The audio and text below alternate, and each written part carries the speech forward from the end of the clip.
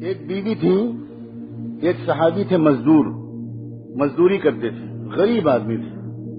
صبح کو نکلے، دن بھر مزدوری کا کام تلاش کیا، کوئی کام نہیں ملا، شام کو خالی ہاتھ گھر واپس آ گئے. گھر میں کچھ کھانے کو تھا نہیں، دونوں میاں بیوی بھوکے سو گئے. کہہ دینا بہت آسان ہے، اللہ نہ کرے ہم پر کبھی فاقہ پڑے. فاقہ، آدمی کو چائے نہیں ملتی تو دماغ خراب ہو جاتا ہے. کچھ نہیں تھا، پانی کے سوا کچھ تھا ہی نہیں، ایک پیالی دودھ نہیں تھا. بھوکے سو گئے. صبح کو پھر نکلے، پھر بیوی نے دروازے تک آ کے سلام کر کے رخصت کیا. پھر بیچاروں نے دن بھر کام تلاش کیا، پھر شام کو خالی ہاتھ واپس آ گئے، پھر کچھ نہیں ملا. پھر دونوں میاں بیوی دوسری رات بھوکے سو گئے، 2 راتیں اور 2 دن. اب تیسرے دن صبح کو پھر بیوی نے دروازے پر رخصت کیا، وہی سنت کے مطابق مسکراتے ہوئے سلام کر کے. اب وہ شوہر نکلے، لیکن جب چند قدم شوہر چل کے باہر گئے تو بیوی کو کچھ یاد آیا. انہوں نے واپس بلایا انہیں، کہا ذرا 1 منٹ میری بات سنیے گا، ایک بات بھول گئی تھی کہنا. وہ واپس آئے. اب جب یہ واپس آئے تو اس بیوی نے کیا کہا اپنے شوہر سے؟ اپنے بیوی نے شوہر سے یہ کہا کہ میں آپ سے یہ کہنا بھول گئی تھی، اس لیے آپ کو واپس بلایا کہ 2 راتیں 2 دن تو ہو چکے ہیں، دونوں فاقے سے ہیں. میری محبت کی وجہ سے آج اگر آپ کو کوئی کام نہ ملے تو کہیں میری محبت کی وجہ سے آپ کوئی حرام لقمہ لے کر مت آئیے گا. تیسری رات ہم پھر خالی بھوکے سو لیں گے، مگر حرام لقمہ لے کر مت آئیے. مجھے بتاؤ، یہاں تھوڑے سے مرد بیٹھے ہیں، کس مرد کو ایسی باہمت اور وفا شعار اور ساتھ دینے والی ایسی بیوی مل جائے گی؟ وہ مرد دنیا کا بادشاہ اپنے کو محسوس کرے گا کہ نہیں کرے گا؟ وہ پہاڑوں سے ٹکرا جائے گا صرف اسی ایک وفادار عورت کی محبت کے سہارے.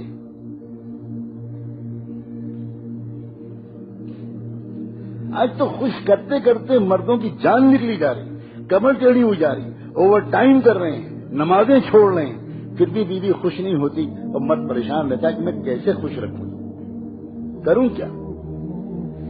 گھر کے اندر کے سکون کا سرچشمہ وہ عورتیں ہوا کرتی تھی جو یہ کہتی تھی کہ آپ کی صحت مجھے عزیز ہے، آپ زیادہ محنت مت کیجیے، میں چٹائی پر سو لوں گی، پنکھا جھل جھل کے اپنی گرمی کو برداشت کر لوں گی، مگر خدا کے لیے اپنی صحت مت خراب کیجیے.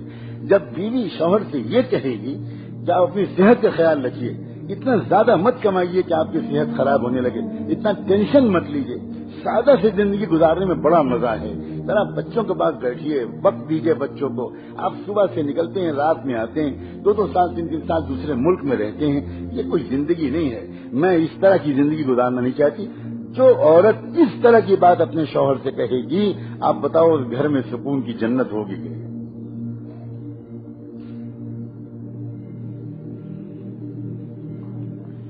ایک صحابی اللہ کے راستے کے سفر سے واپس آتے ہیں کئی مہینے کے بعد.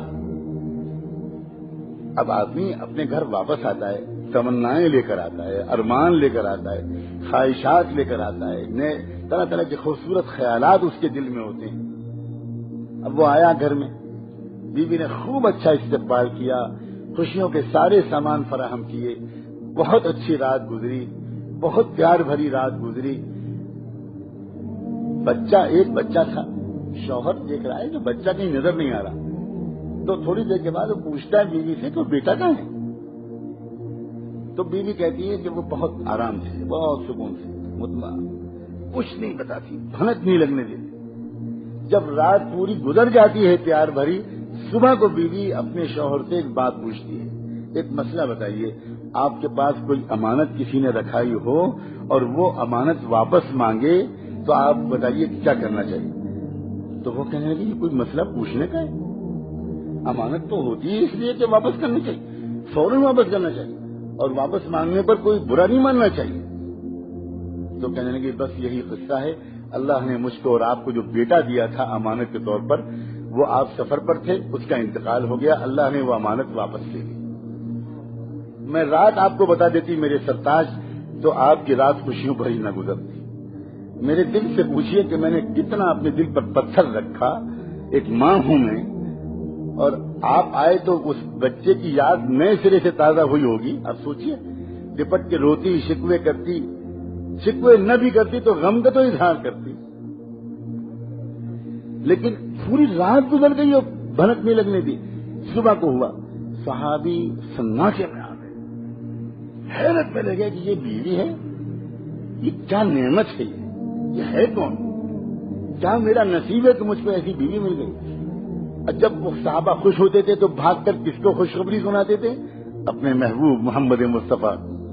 پریشان ہوتے تھے تو جا کر کس سے رونا روتے تھے؟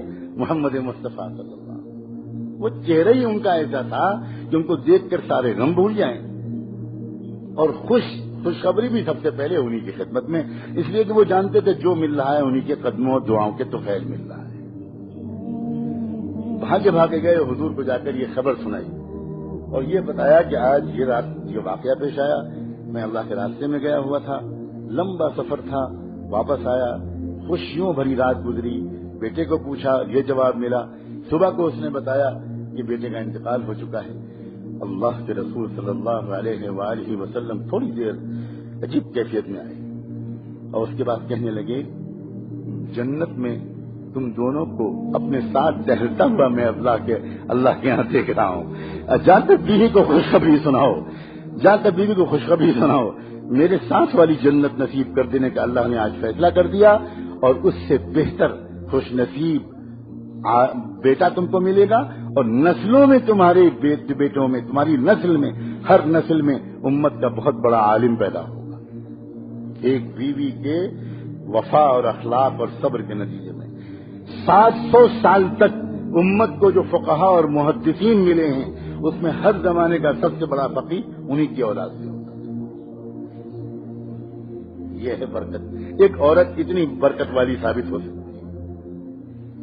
میرے آقا نے یوں ہی کہہ دیا کہ خیر متاع الدنیا المرأة الصالحہ, دنیا کی سب سے قیمتی نعمت, سب سے بڑھیا نعمت ایک نیک بیوی ہے.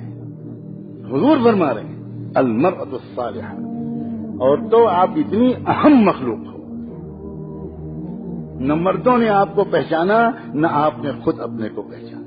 سچی بات, مردوں نے بھی آپ کو کس نگاہ سے دیکھا؟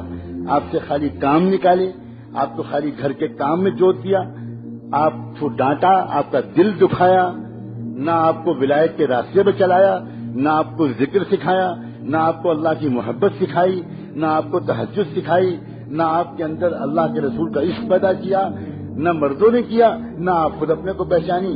آپ کی خاص سوائے ہونٹوں اور آنکھوں اور چوڑیوں اور بندوں اسی میں لگی رہتی ہیں, خالی اسی کے تذکرے, اسی کی تعریف, اسی کی برائی. اور پھر اس کے بعد جب دل آپ کا چھوٹی چیزوں میں الجھتا ہے تو پھر حسد پیدا ہوتا ہے. آپ اس کے کان بھرتی ہیں, اس کے کان بھرتی ہیں, اس کے خلاف شکایت کرتی ہیں, شوہر کو اس کی بہن کے خلاف بھڑکاتی ہیں, شوہر کو اس کی ماں کے خلاف بھڑکاتی ہیں, پھر ساس اور بہو کے جھگڑے کھڑے ہوتے ہیں, پھر نند اور بھاوج کے مسائل کھڑے ہوتے ہیں, اور گھر ایک مہابھارت کا میدان بن جاتا ہے. اور آدمی اس گھر پر لالچ بھیجتا ہے. دیندار آدمی مسجد میں وقت گزارتا ہے, مارا مارا پھرتا ہے, بھاگا بھاگا پھرتا ہے, اور دنیا سمجھتی ہے کہ دین کا بڑا کام کر رہا ہے, حالانکہ اصل میں شاید بھاگنے کی وجہ یہ ہے کہ اس کے گھر میں سکون نہیں ہے. اور جو دنیا دار آوارہ لوگ ہیں وہ شراب خانوں میں اور جوئے خانوں میں پناہ لیتے ہیں, اور صرف اس لیے کہ گھر کا سکون ندارت تھا اس لیے سب چوپٹ ہو گئے. یہ تو گھر کے اندر سکون کے پھیلانے کا ہنر ہے, اور تو تمہارا دین اصل میں یہ ہے. اسی لیے حضور نے فرمایا ایما امرأۃ صلت خمسها وصامت شهرها واطاعت بعلها دخلت الجنة من ای باب شاءت. کوئی بھی عورت ہو وہ خالی اتنے سے کام کر لے, 5 وقت کی نماز پڑھ لے, رمضان کے روزے رکھ لے, اللہ علیہ مہربانی اللہ کے رسول کی, وہ جانتے ہیں کہ میری امت کی عورتوں کو بچے بھی پالنے ہیں, ان کو دودھ بھی پلانا ہے, ان کو بچوں کو پیٹ میں رکھنے کی تکلیف بھی برداشت کرنی ہے, ان کو بچوں کو جنم دینے کی تکلیف بھی برداشت کرنی ہے. اس لیے نفلی روزے میں اپنی امت کی عورتوں سے نہیں کہوں گا کہ وہ رکھیں, وہ خالی فرض روزے رکھیں, انہیں صحت کمزور ہو جائے. تھوڑے بہت روزے شوق میں رکھ لیں, لیکن زیادہ نفلی روزے رکھنا میں اپنی امت کی عورتوں سے نہیں کہتا. میں زیادہ نفلی نمازوں کو بھی نہیں کہتا. خالی یہ عورت اپنی نیت ٹھیک کر لے تو یہ اپنے بچے اور شوہر کی خاطر جو رات میں جاگے گی, اولیاء اللہ کو تہجد میں وہ ثواب نہیں ملے گا جو بچے کی خاطر جاگنے میں اس ماں کو ثواب. گھر کے اندر کا سکون اس کا سینٹرل عورت ہے. اور آپ عورتوں سے صرف ایک ہی بات عرض کرنا ہے، وہ سکون دینے کا گر سیکھ لیجیے،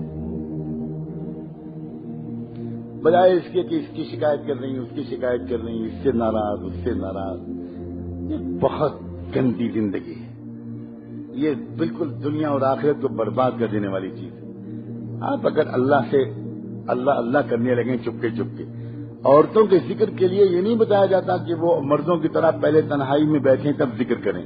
عورتوں کے ذکر کے لیے بتایا جاتا ہے اپنے کام کرتی رہو، اللہ کرتی رہو، درود شریف پڑھتی رہو، کپڑے دھوتی رہو، کچن میں کام کرتی رہو، گھر کو صاف رکھو، بچے کو نہلا رہی دھلا رہی ہو، لوریاں سناتی رہو، اللہ کرتی رہو، اچھے کلمے پڑھتی رہو، بس یہ تمہارا ذکر ہے. فرمایا ایوم امرأۃ، 5 وقت کی نماز پڑھ لے، رمضان کے روزے رکھ لے اور اپنے شوہر کو خوش رکھے، بحث نہ کرے، جنگ نہ کرے، اپنے آپ کو بالکل حوالے کر دے، بالکل حوالے کر دے. بس پھر وہ کیا ہوگا؟ حضور فرماتے ہیں جنت کے جس دروازے سے چاہے گی اس عورت کے لیے داخلے کی اجازت ہوگی. یہ وجہ تھی جس کی وجہ سے صحابہ کرام کے گھروں میں اور اللہ والوں کے گھروں میں چیزوں کی کمی کے باوجود سکون اور محبت کا ایسا ماحول ہوتا ہے کہ دنیا کے لکھ پتی اور کروڑ پتی 1 منٹ کے لیے بھی اس سکون کا مزہ ابھی تک چکھ ہی نہیں سکتے.